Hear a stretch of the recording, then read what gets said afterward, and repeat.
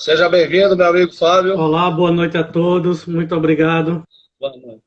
Vamos aguardar aí, nossos irmãos estão chegando, aos pouquinhos, vai chegando o pessoal. Bem, seja bem-vindo aqui na nossa casa de oração e trabalho. Meu amigo Fábio, que é lá do Educandário Espírita, Joana d'Arc, né? Fica ali no Cordeiro, né, Fábio? Na Eu já fui verdade lá duas vezes. na verdade é zumbi. É um É o retângulozinho Zumbi, né? que tem ali entre o Cordeiro e o Prado. Sim, sim. Aí eu fui naquela casa já duas vezes. Uma Isso. casa muito acolhedora, né? Não sei se o irmão estava lá em alguma das vezes, mas fui Tava lá muito sim. bem recebido. E a gente fica com o coração apertado quando sai, né? Porque a recepção é tão boa. Mas um abraço fraterno a todos aqueles irmãos ali do Joana d'Arc, Dona Sônia, né? O meu amigo paranaense lá. E estamos aí então para mais um trabalho e receba o abraço fraterno dos emissários de Jesus. Tá? Muito Seja obrigado. sempre bem-vindo à nossa casa de oração e trabalho. E a gente nessa pandemia não pode parar, os trabalhos não podem parar, a gente tem que tocar o barco de qualquer jeito, né, Fábio? Tem que fazer virtual, fazer de qualquer jeito, nem que pegue um megafone e fique na rua fazendo, a gente vai ter que fazer o trabalho, porque o trabalho não é nosso, o trabalho é de Jesus, né? Por meio dos seus espíritos benfazejos. Então, estamos aí para esse trabalho, nosso irmão Fábio hoje vai falar para a gente sobre a aliança, né, da ciência e da religião, tá? E necessidades nessa transição, tá? Necessidade da ciência e da religião nessa transição. Tá chegando aí nossas irmãs, chegou a Dona Osana agora, seja bem-vindo. Daqui a pouco o pessoal vai chegando aí. Mas o importante é que o trabalho está sendo realizado. Então eu vou passar agora a prece inicial e vou já passar a palavra para o irmão fazer seu trabalho aí. Seja bem-vinda, Claudinha. Seja bem-vinda, irmã, seja bem-vinda, sempre prestigiando o nosso trabalho aqui da casa. Então vamos passar agora, vou convidar a todos, né, para que aqueles que desejarem, né, fechar seus olhinhos para a gente se concentrar. Vamos fazer uma prece inicial para pedir o apoio espiritual, aquele amparo, para a gente poder escutar aí o trabalho do nosso querido irmão hoje, viu? Então vamos lá, vamos nos concentrar e vamos orar. Mestre Jesus, espíritos amigos e benfazejos, o espírito mentor espiritual da nossa Casa de Oração e Trabalho, que é José de Anchieta, e toda a sua equipe espiritual. Nesse momento, pedimos a devida permissão para iniciar mais esse trabalho público doutrinário aqui no nossos Emissários de Jesus virtual. A nossa Casa de Oração e Trabalho, que fica aqui no Engenho do Meio, mas que está também no mundo virtual, porque não podemos parar os trabalhos, porque os trabalhos têm que continuar de qualquer jeito, porque o trabalho é teu, Jesus. Pedimos, então, o teu amparo, pedimos que intua o nosso querido irmão, que vai nos trazer as suas mensagens, que ela toque nossos corações e que a gente possa despertar a necessidade das reflexões, aquelas reflexões que vão nos trazer elementos, trazer o despertamento de nossas virtudes para uma vida melhor. Pedimos assim, Senhor, que todos nós sejamos abençoados, encarnados e desencarnados. Enfim, todos nós, Senhor, necessitados do teu amor e da tua paz. Pela tua graça e misericórdia, que assim seja. Então, muito obrigado a todos presentes. Então, um forte abraço aí, fraterno dos emissários de Jesus. E eu passo a palavra, então, ao meu amigo Fábio Carvalho. Ele vai falar mais ou menos 40 minutos, né, Fábio? Perfeito. Aí, ao final, ele vai franquear perguntas. As pessoas que quiserem fazer perguntas, nosso irmão, no finalzinho ele vai poder responder algumas perguntas ali. Aí faz aí pelo chat, que aí, se der tempo ali, a gente vai responder. Ele vai sair um pouquinho antes, tá? Normalmente a gente encerra às 21 horas, hoje vamos encerrar 20 horas e 50 minutos, mais ou menos, 48, 47 ali, tá bom? Com a palavra, então, meu querido irmão, para o trabalho. Fique à vontade, Fábio. Obrigado, Elias. Em primeiro lugar, boa noite a todos que estão nos assistindo agora. Retribuir esse convite caloroso que nos foi feito e dizer que nós, do Educandário Espírita Joana d'Arc, estamos à disposição também de vocês e esperamos que em breve nós possamos nos reencontrar. E que a noite de hoje possa ser de muita luz, de muita informação, de uma conversa leve. O assunto ele é muito amplo importante, tem muita coisa a ser feita, e eu fiz uma delimitação para que a gente não perca o foco da conversa de hoje. Então, boa noite a todos, mais uma vez bem-vindos, obrigado pela atenção de todos vocês. A nossa conversa, como a gente falou, a aliança da ciência e da religião. Esse assunto, ele é tratado no capítulo 1 do Evangelho segundo o Espiritismo. Vejam a importância de um assunto que foi escrito em 1800, quer dizer, publicado em 1861, mas que pela Revista Espírita, que está desde 1859, Allan Kardec já tratava desses assuntos. Então está lá.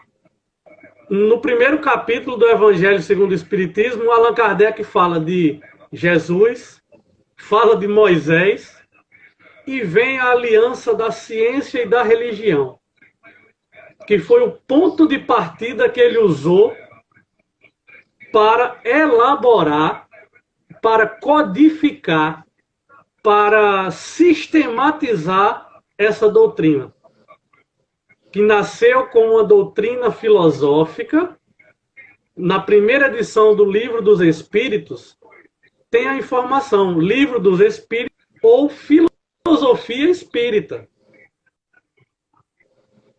Ou seja, ele codificou, ele organizou, ele sistematizou o ensino dado pelos espíritos à humanidade. Então vejam a importância disso. Nós vamos ver no decorrer da nossa conversa que a humanidade ela se desgarrou. Essa que a gente fala, quando a Kardec fala que há um aparente antagonismo entre ciência e religião, no início não era assim. Depois que a humanidade foi avançando nos seus conhecimentos e nas suas descobertas, não sei se vocês lembram, no próprio Evangelho segundo o Espiritismo, tem lá quais são as duas chagas da humanidade: orgulho e egoísmo. Uma dessas chagas, que é o orgulho, fez com que o homem se achasse autossuficiente em todas as suas necessidades. E a ciência, durante um certo tempo, ela foi o objeto dessa aparente autossuficiência, de que nós não necessitaríamos de algo superior a isso. Como se tudo a gente conseguisse explicar pelas leis da matéria. Então, para que a gente possa focar a nossa conversa na noite de hoje, nós vamos colocar o seguinte, três tópicos nós vamos falar. Então, a gente vai tentar ir fazer uns 10 minutos de cada um. Eu estou olhando aqui para o lado, às vezes é porque eu estou usando o computador aqui como material de apoio, né, que eu fiz essa... Fica à vontade. Eu fiz essa palestra na semana passada, no Educandário Espírita, Joana d'Arc. Então, Fica à vontade. Obrigado. Então, o primeiro tópico é o seguinte. Existe essa necessidade de haver essa aliança entre a ciência e a religião? Cada uma pode andar para o seu lado e a humanidade vai sendo tocada dessa forma? Ou há essa necessidade? Ou seja, é preciso haver uma aliança entre ciência e religião? Elas precisam conversar? Esse é o primeiro tópico. O segundo é, qual é o papel do Espiritismo nessa aliança? Não é? Que a gente pode ter nessa aliança? Qual é o papel da doutrina espírita nisso aí? E o último tópico é passar um pouco do que ciência e espiritualidade estão fazendo desse campo conjunto, nessa interseção entre ciência e religião. Então eu começo sempre com essa reflexão aqui, que está no Livro dos Espíritos. São as perguntas 19, 20 e 27. E aí vocês me permitam ler aqui direto do livro. O capítulo 2 do Livro dos Espíritos, pergunta 19, diz o seguinte: Pelas investigações científicas, não pode o homem penetrar alguns dos segredos da natureza? Resposta: a ciência lhe foi dada para o seu adiantamento em todos os campos, mas ele não pode ultrapassar os limites fixados por Deus. É aquela questão da evolução moral e da evolução intelectual. Então, em alguns pontos, a gente não pode ultrapassar esses limites que Deus fixou. Pergunta 20. Fora das investigações científicas, pode o homem receber comunicações de ordem mais elevada acerca do que lhe escapa ao testemunho dos sentidos? Sim. Se Deus o julga útil, pode revelar-lhe o que a ciência não consegue aprender. Então vejam aí que a pergunta 19 e 20, o que é que elas têm em comum? Quantas vezes a palavra ciência, científico foi citada? Várias. Então, desde o início que Kardec se preocupava com isso. Ou seja, dar esse caráter de estudo, dar esse caráter de sistematização. Não é? Eu vi uma palestra em que falava assim, a psicologia é uma ciência. Se estuda psicologia. Existem escolas, existem faculdades de psicologia, existe método. No entanto, a psicologia não está sujeita a testes de laboratório, a medições com equipamentos, mas é uma ciência. Existe método, existe observação, existe estudo. E nisso a doutrina espírita se assemelha a isso. Então, pulando agora para a pergunta 27. Haveria, assim, conclui Kardec, dois elementos gerais do universo: a matéria e o espírito? E aí vem a resposta: sim, e acima de tudo Deus, o Criador, o Pai de todas as coisas. Essas três coisas são o princípio de tudo que existe, a Trindade universal. Então, por que é que eu estou fazendo essa reflexão inicial? Porque no primeiro parágrafo do item 8 do Evangelho segundo o Espiritismo, nós vamos ver que Kardec diz que a ciência e a religião são as duas alavancas da inteligência humana. Então, se no universo só existem três coisas, Deus, o princípio material e o princípio inteligente, e depois Kardec conclui que a ciência e a religião são as duas alavancas da inteligência humana, ou seja, se a gente deixar um pouco Deus de lado agora, porque ele está acima de tudo, o que é que resta? Porque Deus independe da nossa vontade. Deus existe porque Deus existe. Ainda não compreendemos. Mas se a gente tirar o que a gente não compreende, sobra princípio inteligente e princípio material. A ciência estudando o princípio material e a religião sendo a alavanca do princípio inteligente, do princípio moral. Ou seja, que vai se debruçar sobre esses estudos. Então, se a gente ler só um pequeno trecho do que tem lá no capítulo 1º, item 8, parágrafo 1º. Kardec diz: uma revela as leis do mundo material, que é a ciência, e a outra as do mundo moral. Tendo, no entanto, essas leis o mesmo princípio, que é Deus, não podem contradizer-se. Então a gente já começa a responder aquele primeiro tópico que nós havíamos listado no início do nosso papo. Se há necessidade dessa aliança entre religião e ciência. Ou seja, elas não podem se contradizer. Uma revela as leis do mundo material, a outra revela as leis do mundo moral. Continuando. A incompatibilidade que se julgou existir entre essas duas ordens de ideias provém apenas de uma observação defeituosa e de excesso de exclusivismo de um lado e de outro. Daí um conflito que deu origem à incredulidade e à intolerância. Então isso é um pouco daquilo que explica. Lembra quando nós falamos das duas chagas da humanidade? O orgulho é uma delas. E está aí, mostrado por Kardec nesse trecho, no primeiro parágrafo.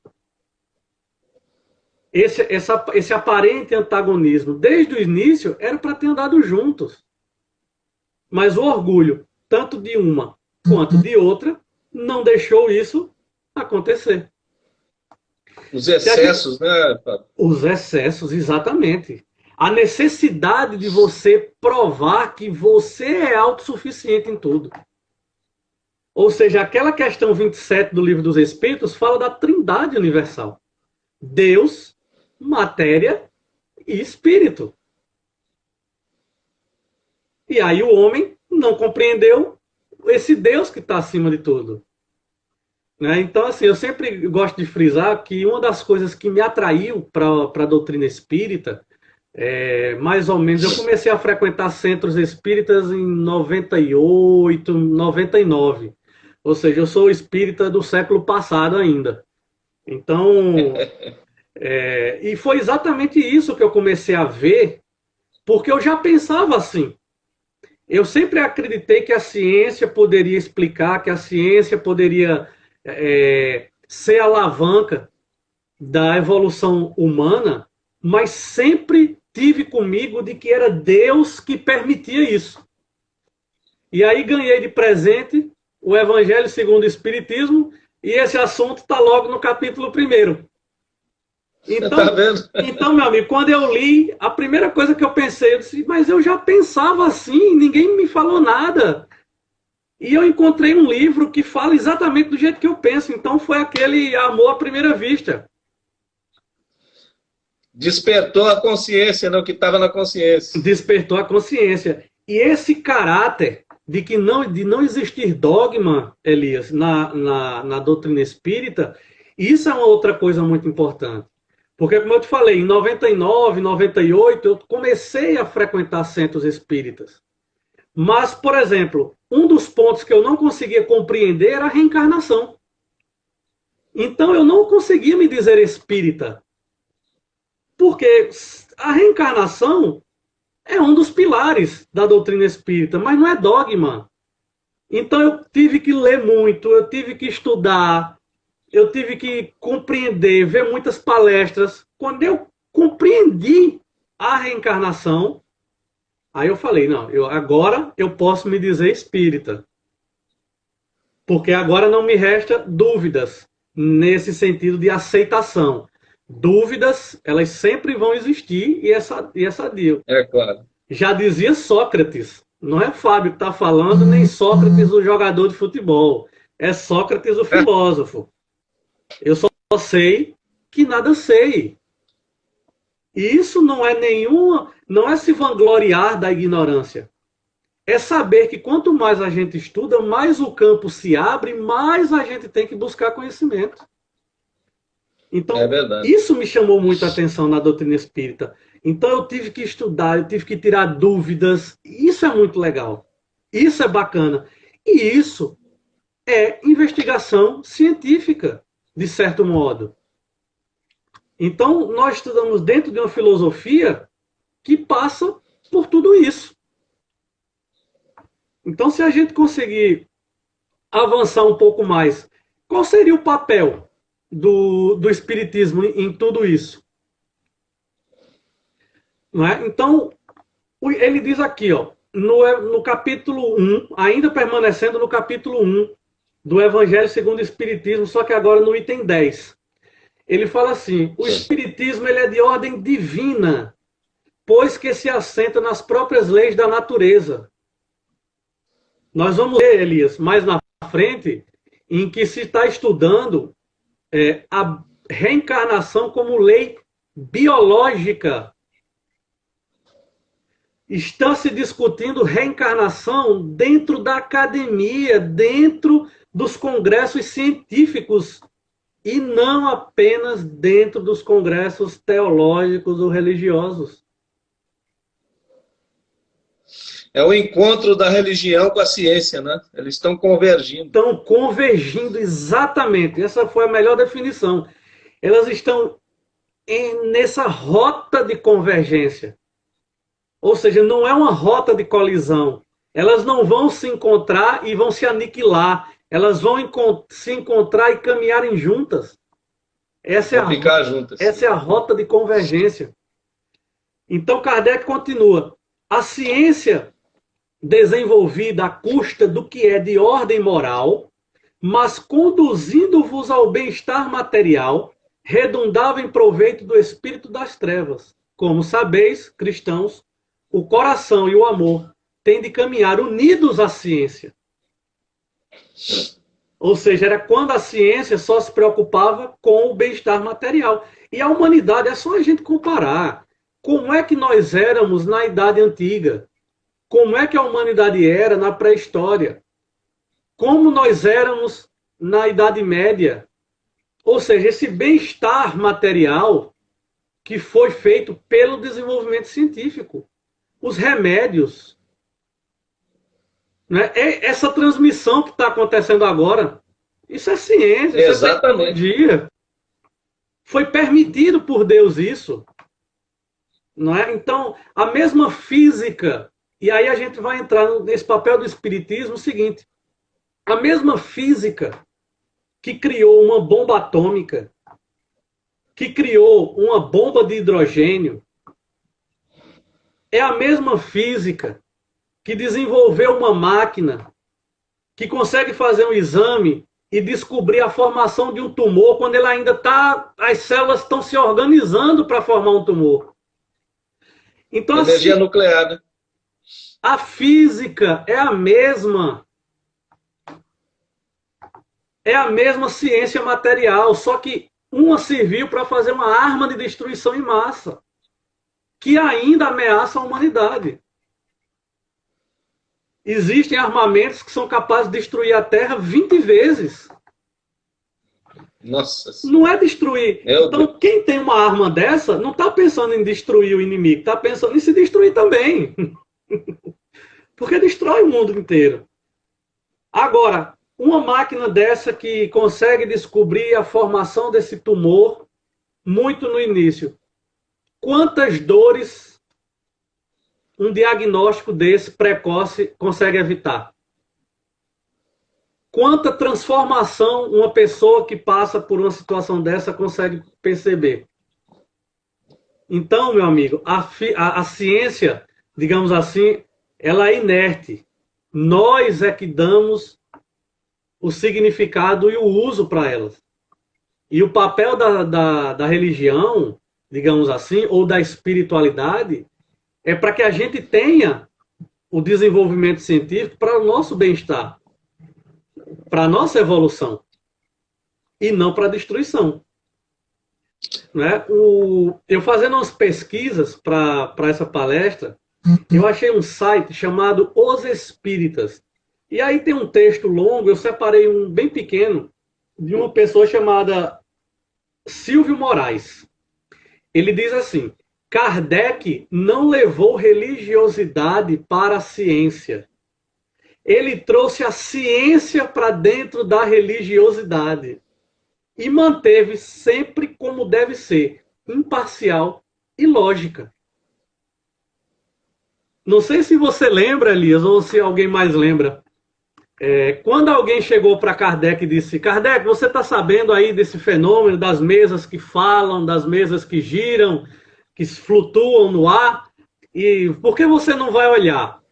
Aí ele falou assim: se alguém um dia me provar que uma mesa tem nervos para sentir e cérebro para pensar, eu vou olhar esse fenômeno. Então, assim, mais cético do que ele não tinha. Então, ele era um cientista, né? Ele era um cientista. Então, Kardec trouxe a ciência para dentro da religiosidade. Nós vamos ver mais na frente que esse preconceito que ainda existe, esse antagonismo que ainda existe entre ciência e religião, quando você muda a palavra, muda completamente tudo e todo mundo passa a pesquisar, passa a te ouvir. Então, nós vamos ver um pouquinho mais para frente. Então, esse é o papel da doutrina espírita. É trazer esse pouco dessa racionalidade. É servir como essa cola, digamos assim.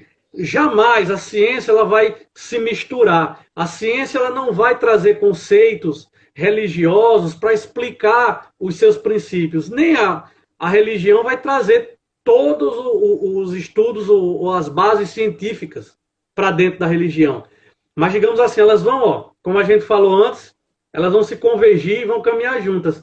Entre uma e entre outra, eu coloco a doutrina espírita, que ela puxa um pouco de ciência, puxa um pouco de religiosidade ou de espiritualidade. Né? Isso é tão importante, o papel da doutrina espírita nessa aliança, Elias, que em muitos lugares, em alguns países, não se fala do tríplice aspecto da doutrina espírita como religião. Se fala ciência, filosofia e moral. Nós aqui no Brasil é que gostamos de falar que é ciência, filosofia e religião. E isso está também lá na Revista Espírita, em dezembro de 1868. Então, Kardec trouxe esse método para dentro da doutrina espírita. E aí a gente, se nós olharmos um pouco a Gênese, né? Quem tiver oportunidade, gente, leia a Gênese, o capítulo 1 da Gênese. Eu vou citar aqui 3 itens, o 16, o 50 e o 55. O 16 diz mais ou menos assim: assim como a ciência propriamente dita tem por objetivo o estudo das leis do princípio material, o objeto especial do espiritismo é o conhecimento das leis do princípio espiritual. Ora, como este último princípio é uma das forças da natureza a reagir incessantemente sobre o princípio material e reciprocamente, segue-se que o conhecimento de um não pode estar completo sem o conhecimento do outro. O espiritismo e a ciência se completam reciprocamente. A ciência sem o espiritismo se acha na impossibilidade de explicar certos fenômenos, só pelas leis da matéria. Ao espiritismo, sem a ciência, faltaria-lhe o apoio e a comprovação. Então, esse é o papel. É aquela fita dupla face. Lembra que a gente compra no mercado quando a gente quer usar? Ou seja, cola de um lado, cola do outro. O espiritismo é como se fosse essa fita dupla face nessa aliança. Gostei dessa. Entendeu? Então ela gruda e não tem como sair. Né? Mais na frente nós vamos falar, Kardec já disse, se o espiritismo estiver errado em algum ponto, que a ciência consiga desmenti-lo, seguimos a ciência naquele ponto. E não tem nada de errado com isso. Não tem nada de errado com isso. E aí eu vou falar um pouquinho agora, se todo mundo conhece ou está familiarizado com o método científico, né, que a gente tanto fala. Porque algumas pessoas falam, o espiritismo é uma pseudociência. Por que chama de pseudociência? Porque ela não trata da investigação dos princípios materiais. É dos princípios do espírito. Mas Kardec aplicou o método científico. Na palestra que eu fiz, tem um slide que mostrava isso. Mas eu vou descrever aqui rapidinho para vocês. Então, o método científico ele é composto. Você observa o fenômeno, faz as perguntas, prepara as suas hipóteses, faz as experiências, tem os resultados, faz uma análise desses resultados e chega a uma conclusão. Então, vamos só fazer uma viagem de volta ao passado. lá na época das mesas girantes, na época das irmãs Fox, nos Estados Unidos. A observação, o que foi que Kardec observou? O que é que levou Kardec a estudar o Espiritismo? As mesas girantes. Então, esse é o fato, o fenômeno. E aí, Kardec teve que fazer perguntas. Por que é que essa mesa ela gira? Sem aparentemente ninguém tocar nessa mesa. Por que é que um cesto acoplado a uma caneta conseguia escrever um texto? Por que é que uma mesa conseguia, através de pancadas, entender aquele código? Para a letra A, uma pancada, letra B, 2 pancadas. Então ele começou a fazer perguntas. E aí ele começou a levantar as hipóteses. Qual era a primeira hipótese que Kardec levantou? Não sei se todos lembram. Fraude. Primeira hipótese que Kardec levantou. Fraude. Ou seja, deve existir fios muito finos por trás das mesas para suspender. Deve ter alguém por trás das cortinas nos teatros fazendo um jogo de engrenagem. Deve haver por baixo... Tinha teatros que apresentavam, né, Fábio? Tinha teatros que apresentavam essas fraudes, né? Exatamente. Embaixo do palco deve haver ímãs poderosos movimentando as mesas. Isso são as hipóteses que ele colocou. E no filme que é de Kardec, que é baseado no livro, mostra, não sei se vocês perceberam, mas mostra Kardec examinando um palco, abrindo o fosso do palco para ver se tem alguma engrenagem ali. Então ele começa. Então, se para toda causa tem um efeito, isso é segundo a lei de Newton, para todo efeito inteligente deve ter uma causa inteligente. Ou seja, será que a consciência dos homens que viveram na Terra, ela permanece e essa consciência, ela é capaz de interagir com o mundo material? São as hipóteses que Kardec pode ter levantado. E aí ele fez o experimento. Como é que ele fez o experimento? Como é que se experimenta o espiritismo? Através do fenômeno mediúnico. Através dos fenômenos físicos. Então, Kardec, qual foi o método que ele usou? Ele pegava uma pergunta, enviava para diversos médiuns ao redor do mundo. Um não conhecia o outro. Quando ele recebia as respostas, aquelas que convergiam, ele adotava como sendo verdadeira. Esse é o princípio do ensino universal dos espíritos. Então ele começou, isso é o experimento dele. Qual era a análise? Quando as respostas batiam uma com a outra, ele considerava aquilo como certo. E qual é a conclusão que ele tirou disso? Que o espírito, o que se chama de espírito, nada mais é do que a alma dos homens que viveram sobre a Terra e que esse mundo espiritual, ele interage incessantemente com o plano terrestre. Então, Kardec usou um método científico. Por isso que nós dizemos que o espiritismo é uma ciência, porque ele está encravado de princípios e metodologias científicas. É claro que nós não estudamos o princípio material das coisas.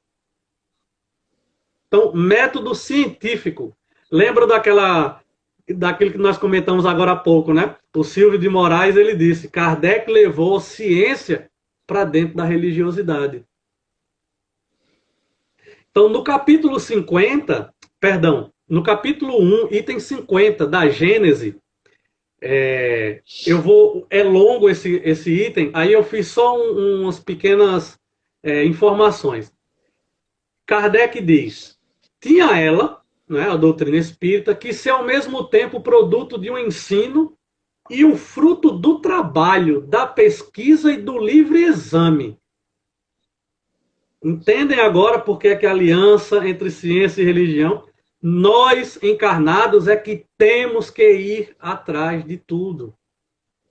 A doutrina dos espíritos, embora seja uma ciência em que estuda o princípio inteligente, ou seja, o resultado moral, ela tinha de ser fruto de um ensinamento, de trabalho, de pesquisa e de livre exame. Ou seja, homem usando a ciência para validar a doutrina espírita. E aí vem a frase mais impactante desse item. Os espíritos não ensinam senão justamente o que é mister para guiar o homem no caminho da verdade. Mas abstém-se de revelar o que ele, homem, pode descobrir por si mesmo. Então a importância da ciência é essa. Nós temos que descobrir, nós temos que ter mérito na nossa evolução. Seria muito simples pegar um médium, o espírito chegar e ver tudo psicografado. Já imaginou se Chico Xavier psicografasse todos os ensinamentos científicos que a gente precisasse? E chegava para uma universidade, olha aqui, ó, recebi isso aqui do plano espiritual, leva lá para o teu laboratório, faz as experiências dessa e dessa maneira, e você vai obter um equipamento que vai ajudar as pessoas.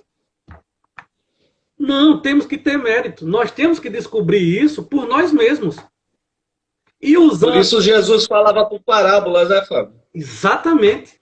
Exatamente. A gente ainda não estava pronto para receber a verdade nua e crua. Exatamente isso, Elisa. Então, a gente tem que descobrir a nossa evolução, mas também temos que descobrir o que fazer com essa evolução. E aí onde vai entrar o papel da religião, ou a consequência moral, como se quiser, ou a espiritualidade, como se queira falar.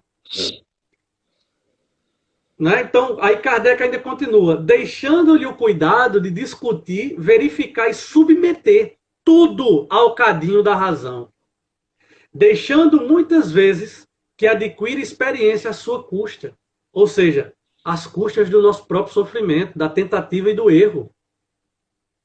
Porque senão não há mérito. Então, ele diz, a doutrina espírita fornece-lhe o princípio, os materiais. Cabe ao homem aproveitá-lo e pô-los em prática. E aí vem o papel moral. A doutrina espírita encerra esses ensinamentos morais. Ou seja, não é simples... não sei se você lembra, existia uma propaganda de pneu de veículo no Brasil, acho que era da Pirelli. Já faz muito tempo essa propaganda. Que dizia assim... Não devo me lembrar. Potência, ele diz assim, potência não é nada sem controle.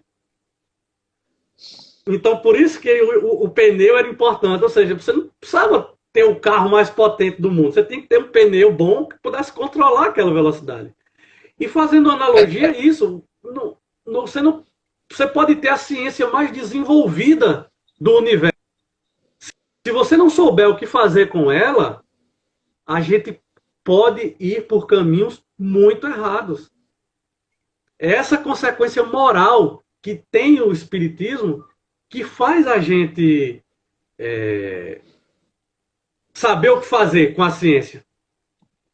Né? E, finalizando aqui a Gênese, e aí eu acho que é uma conclusão fantástica aqui no item 55. Eu separei 2 trechos. Ele diz o seguinte, as descobertas que a ciência realiza hoje, longe de o rebaixarem, glorificam a Deus unicamente e destrói o que os homens edificaram sobre as falsas ideias que formaram de Deus. Ou seja, se a gente pensar nisso, a gente vai lembrar daquela citação de Einstein, quando perguntaram para ele, não sei se eu vou conseguir achar aqui, mas quando perguntaram para ele, você acredita em Deus? E aí Einstein diz mais ou menos assim, eu acredito no Deus de Spinoza, que era um filósofo, que é o Baruch Spinoza, um filósofo holandês. E ele diz, eu acredito no Deus de Spinoza, e não no Deus que o homem criou. Ou seja, ele acreditava, esse Deus de Spinoza era exatamente essa força universal que a tudo preenche, que a tudo permite, que traz esse equilíbrio. e não o Deus que os homens criaram. Ele que dirige, que vai fazer você ser derrotado, que vai fazer você ser vencedor, que manipula a vida das pessoas aqui na Terra. Ou seja, Einstein, um cientista moderno, ele trouxe isso. Então, essa primeira parte lembrou demais essa citação de Einstein. E o segundo comentário da Gênese aqui é o seguinte: caminhando de par com o progresso, o espiritismo jamais será ultrapassado. Porque se novas descobertas lhe demonstrassem estar em erro acerca de um ponto qualquer, ele se modificaria nesse ponto. Se uma verdade nova se revelar, ele a aceitará. Lembra que a gente fez esse comentário há alguns minutos atrás? Às vezes a gente não cita Kardec, mas não sabe a fonte, não sabe exatamente onde ele colocou. E aí eu encontrei. É no item 55 da Gênese, no capítulo 1. Então modifica naquele ponto. Naquele ponto. Então, só para a gente fechar aqui o papel do Espiritismo, e aí a gente vai encontrar no preâmbulo do que é o Espiritismo. Kardec fala assim: o Espiritismo é, ao mesmo tempo, uma ciência de observação e uma doutrina filosófica. Vejam aí, gente, uma ciência de observação. Se eu vou observar alguma coisa, eu tenho que ter método para essa observação. Então, método científico. Continuando. Como ciência prática, ele consiste nas relações que se estabelecem entre nós e os espíritos. Como filosofia, compreende todas as consequências morais que dimanam dessas mesmas relações.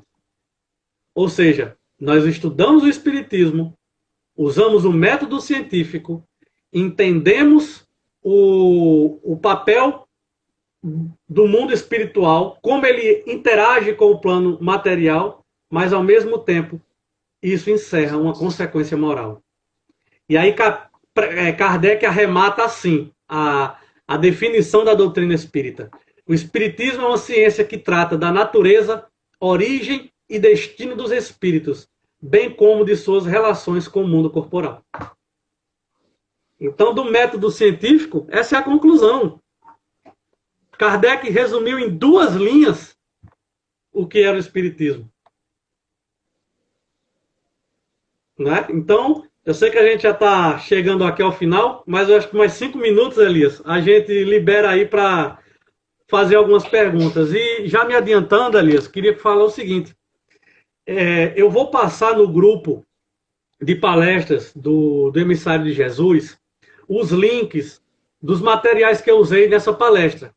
Então, tem alguns documentários, tem algumas informações, tem sugestões de livros. Excelente. Eu vou colocar a palestra, o vídeo que foi postado no Joana Dark. E aí, como vocês já viram a palestra, se vocês quiserem ver, não tem problema.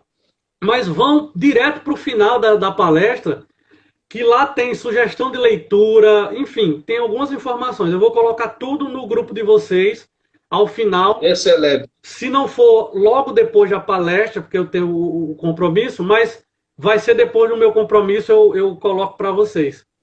Então, tá bom. O que é que a gente está vendo nos dias de hoje? Né? O que é que nós temos visto de ciência e espiritualidade? Será que elas estão de fato convergindo? Será que... Então, assim, se a gente lembrar, Elias, no início, quando, digamos assim, na época de Galileu Galilei, tá? Que foi o século 17, mais ou menos aí. Na época do Renascimento, ou seja, um movimento cultural, toda uma efervescência científica também ocorria no mundo. Se você olhar, Galileu Galilei é considerado o primeiro cientista, digamos assim, da era moderna, nos conceitos modernos que nós temos. Porque ele descrevia os acontecimentos com método. E você tem outros exemplos. René Descartes, matemático. Ele Sabe uma das preocupações que ele tinha? Ele era filósofo matemático. Uma das preocupações nas obras de Descartes, e você pode encontrar isso na Metafísica acho que é Metafísica do Pensamento. Deixa eu só consultar aqui o livro rapidinho. Meditações Metafísicas. E o outro é o Discurso do Método. A preocupação que René Descartes tinha em provar a existência de Deus. Ou seja, no início da matemática, da física, não se tinha essa preocupação de negar a existência de Deus. Isso, quando o orgulho dos homens começou a aflorar, isso no final do século, início do século, durante o século XVIII, XIX, até mesmo o comecinho do XX, foi o auge dessa separação da ciência e da religião. Claro que existem outras razões, a igreja exercia poderes políticos, enfim, não é o objetivo da nossa conversa hoje. Mas existia isso. Ou seja, no começo, a física clássica não negava, não tinha essa preocupação de negar a existência de Deus. Então, o método cartesiano, que é aquele método que não pode sair da linha, René Descartes procurava provar a existência de Deus em suas obras. Né? Existe um palestrante espírita, ele sempre participa aqui do CIMESP, aqui em Pernambuco, chamado Décio Iandoli Júnior. Eu vou colocar Décio Iandoli Júnior, tem alguns livros dele aqui. Perfeito. Eu vou colocar o link de uma palestra dele no YouTube chamado Reencarnação como Lei Biológica. E aí ele fala o seguinte: quando ele vai nos congressos médicos, que ele fala a palavra reencarnação, metade dos médicos vão embora. Agora, quando ele fala em palingenesia, pronto, da alma ao corpo físico. Então, quando ele troca a palavra reencarnação pela palavra palingenesia, todos os médicos ficam. Que é a mesma coisa. Né? Então, isso está andando. Né? O doutor Sérgio Felipe, que é outro palestrante espírita, ele já publicou um paper, que é um artigo científico, sobre a glândula pineal. O Décio também assina esse artigo. Só que não o doutor Sérgio Lopes também, né? Sérgio Lopes, o Sérgio Lopes acho que é psiquiatra. Ele é psiquiatra, gaúcho. Isso. O outro é o Sérgio Felipe, que, se eu não me engano, ele é paulista, e ele é responsável por disciplinas entre espiritualidade, essa relação da espiritualidade com a medicina. Então, o artigo sobre a glândula pineal não só foi mostrando as funções fisiológicas, é mostrando como a glândula pineal ela é importantíssimo nos fenômenos mediúnicos. Foi aceito numa revista científica. Existem os experimentos as experiências de quase morte, chamada de EQM. Tem o Dr. Sam Parnia nos Estados Unidos, mostrando isso.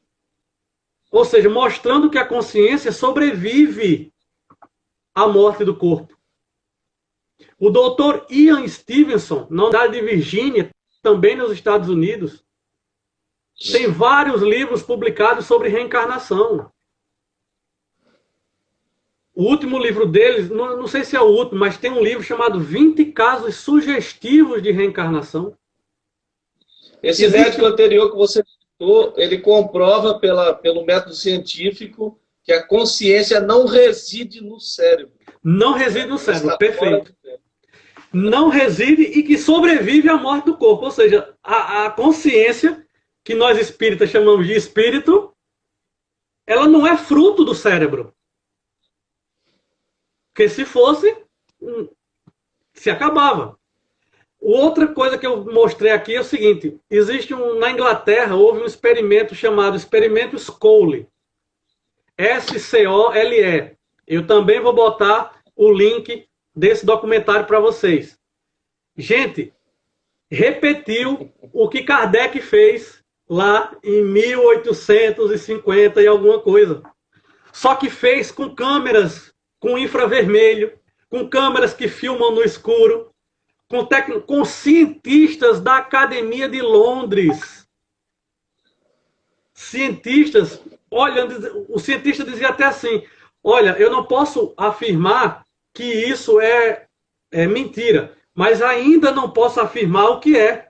Ou seja, ele não descartou, ele ainda está observando. Imagina, e as mesas, elas levantavam, existia a reunião mediúnica, a mesa girava, a mesa levantava. Isso em 1993, gente, e esse pessoal não é espírita. Acredito que nunca tenham lido Kardec. Então, comprova aquilo que Kardec... Há 180 anos. Agora, imaginem, gente, Kardec com a tecnologia que a gente tem hoje. Imaginem Kardec com a tecnologia que a gente tem hoje. Nossa. Então, a gente está chegando ao final. Eu vou deixar aqui só duas frases para a gente refletir. Mas desde já agradeço imensamente aí o convite, a audiência de vocês. É uma emoção grande de estar aqui com todo mundo. Então, a primeira a primeira citação para a gente refletir é de um romancista e poeta indiano chamado Rabindranath Tagore. Ele diz assim: cintilante é a água em uma bacia, escura é a água no oceano. A pequena verdade tem palavras que são claras. A grande verdade tem um grande silêncio. Ou seja, essa pequena verdade tem palavras que são claras, para mim, é a ciência nos dizendo, nos levando à evolução. Para onde? Nos levando ao oceano. Para essa grande verdade, esse silêncio, essa filosofia, essa introspecção para dentro de nós mesmos. Ou seja, as descobertas científicas têm que nos levar para essa grande verdade, tem que nos levar para esse silêncio. E um outro, que é um físico indiano, mas ele é radicado nos Estados Unidos e ele ensina na Universidade do Oregon. Chama-se Amit Goswami. Tem 2 livros que eu estou recomendando para vocês. A Física da Alma, que fala sobre reencarnação, e o Universo Autoconsciente, que ele fala exatamente desse princípio maior, que seria o responsável pelo equilíbrio do universo. E aí, numa entrevista que ele fez no Roda Viva, também vou colocar o link para vocês assistirem, o comentário ele diz assim: se esses estudos se desenvolverem, ou seja, a espiritualidade sendo estudada pela ciência, logo no início do 3º milênio, Deus será objeto da ciência e não da religião. Veja que frase aí para a gente refletir sobre tudo isso. Então, meus amigos, eu sei que faltam 6 minutos aí para o finalzinho. Me estendi um pouco, peço desculpas antecipadamente. E estou aqui nesses 6 minutinhos aí que nos restam para responder alguma dúvida, alguma pergunta. Se eu souber, terei o maior prazer de responder. Se eu não souber, me comprometo a pesquisar, consultar os mais sábios aí e tentar mandar a resposta no grupo de vocês. Muito obrigado, Elias. Na verdade, tu nem deixou dúvidas para a gente, né, Fábio? Uma palestra dessa tão esclarecedora. Na verdade, eu fiquei me lembrando aqui, quando você estava falando, daquela frase que Kardec coloca lá no Evangelho segundo o Espírito, lá no início, na capa, né, que ele diz que a fé inabalável ou é aquela que pode enfrentar a razão frente a frente em todas as épocas da humanidade. Ele está juntando a fé com a razão ali, né? Exatamente. A importância, né? Exatamente, perfeito. Exatamente. Eu não sei se nossos irmãos vão querer fazer alguma pergunta. Vamos ver se alguém quer perguntar aí. Quem quiser perguntar, pode perguntar no chat aí, pessoal. Vamos aproveitar que o homem está aqui para responder para a gente. Essa palestra que, infelizmente, acabou, né? Você vai acabar, porque senão a gente ficava aqui umas 3 horas, né? Pois é. Esse Mas o assunto irmão também tem que seguir para o seu compromisso, né? Daqui a pouco também, infelizmente. Esse assunto Vai para o seu compromisso. esse assunto é muito bom, é muito gostoso falar sobre É, isso. E você vê que a gente fica em estado de flow quando a gente está conversando sobre isso. é, é verdade. É muita pesquisa, né? Muito estudo. Mas tá bom, então o pessoal aí tá dando parabéns, o pessoal tá agradecendo aí, Estou vendo Fábio, no aqui. chat, não sei se você tá vendo, viu? A nossa amiga Márcia, Claudinha, Cláudia Cândido, Cândida, né, perdão, Cláudia Cândida, Alexandra, Nessi, muita gente aí acompanhando, tem muitos irmãos de outras casas que acompanham aqui o nosso trabalho, né? Essa pandemia, ela fez a gente se juntar mais, né? As casas acabaram se juntando. Perfeito. E eu digo ainda, Fábio, que o mundo nunca mais será o mesmo. Não, Né? nunca Depois mais. dessa pandemia, o mundo mudou completamente. As concepções, as coisas, as relações das pessoas, eu tenho certeza que serão mais valorizadas, né? E coisas simples que a gente fazia, não dava bola, agora a gente vai começar a dar mais bola, tipo andar na rua à vontade, né? De chinelo de dedo ali, conversando com as pessoas, parar numa casa para. Essas coisas nem bola dava, agora vai ser mais importante, né? Exatamente. Mas graças a Deus, tudo tem um propósito divino. E eu agradeço, Fábio, antes que o Instagram aqui acabe a nossa transmissão, agradeço profundamente, do fundo do coração, a sua disponibilidade. Tá uma palestra tão esclarecedora, tão fruto de tanto estudo, né? Então agradecemos ao nosso querido irmão, que leva o nosso abraço fraterno, possa voltar à nossa casa quantas vezes puder, tá? Para trazer esse seu trabalho aí tão esclarecedor, tão de pesquisa tão profunda, né? Que nos traz as reflexões realmente, a gente pensar, começar a pensar, pegar esse material que você vai deixar lá para a gente pesquisar também, tá? E tudo é para enriquecer a nossa vida, a vida de todos nós, e a gente entender de uma vez por todas a mensagem do Cristo na nossa vida, né? Perfeito. Então agradeço, tá? Que Deus o abençoe, que continue sempre fazendo esse trabalho aí, tá? Que sempre esteja incluindo, seja bem assistido pela espiritualidade e leve um abraço também para os queridos lá do Educandário Espírita Joana d'Arc, tá bom? Então, infelizmente nós temos que encerrar, né? Porque o horário chegou e vou convidar todos então para a gente fazer uma prece final, tá? Aqueles que puderem nos acompanhar no Pensamento Único, eu agradeço. E um abração aí, meu irmão, um abração fraterno virtual e em breve a gente vai se abraçar presencialmente aí, viu? Se Deus quiser. Eu Deus que agradeço. Obrigado a Deus e a vocês. Então vamos agradecer ao Senhor Jesus. Muito obrigado, Senhor, por esse trabalho. Muito obrigado pelo nosso irmão poder ter estado aqui com a gente, trazendo as suas lições, trazendo o seu trabalho para que a gente desperte a necessidade do estudo e a gente compreenda também. Porque tudo isso, Senhor, é necessário à nossa caminhada espiritual. Pedimos, Senhor, que sempre nos renove essas oportunidades, que abençoe o nosso irmão, que continue levando essa palavra de amor e de esclarecimento a todos os corações humanos. E pedimos, Senhor, que derrame sobre todos nós nesse momento, encarnados e desencarnados, as tuas bênçãos restauradoras, os teus bálsamos salutares, para que a gente continue nessa caminhada, despertando as virtudes necessárias à nossa evolução. Muito obrigado, Senhor, e todos os irmãos e irmãs que nos acompanharam nesse trabalho nessa noite. Que assim seja. Obrigado aí, Fábio. Que assim seja. Um abração aí, um abração. Um abraço a vocês todos. Pessoal, uma boa noite. Obrigado por tudo.